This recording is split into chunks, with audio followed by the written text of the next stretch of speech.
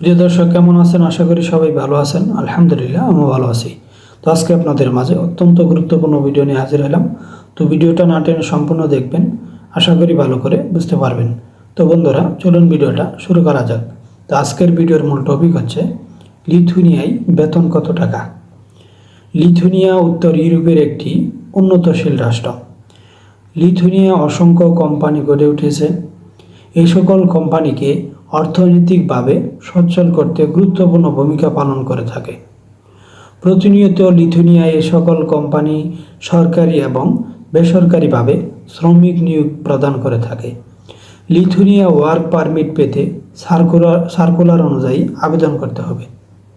লিথুয়ানিয়ায় বেতন কত তা মূলত কাজের ধরন অনুযায়ী নির্ধারণ করা হয়।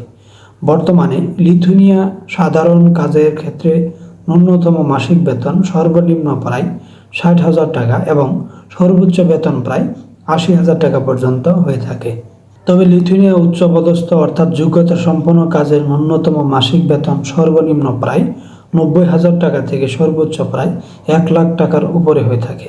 এবার হচ্ছে লিথুয়ানিয়া যেতে কত টাকা লাগে। লিথুয়ানিয়া সরকারি এবং বেসরকারি দুইভাবেই যাওয়া যায়। বর্তমানে সরকারিভাবে লিথুয়ানিয়া যেতে 7,00,000 টাকা থেকে 9,00,000 টাকা এবং বেসরকারিভাবে ন্যূনতম প্রায় 12,00,000 টাকা পর্যন্ত খরচ হয়ে থাকে। শেষ কথা, বর্তমানে অল্প খরচে কাজের বিষয়ে লিথুয়ানিয়া যাওয়া যায়। তবে লিথুয়ানিয়া বেতন কত তা কাজের ধরন, শিক্ষাগত যোগ্যতা, কাজের দক্ষতা বা অভিজ্ঞতা ও অবস্থানের উপর নির্ভর করে কম বেশি হয়। তবে লিথুয়ানিয়ার চাহিদা সম্পন্ন কাজের বেতন তুলনামূলক বেশি প্রদান করা হয়ে থাকে।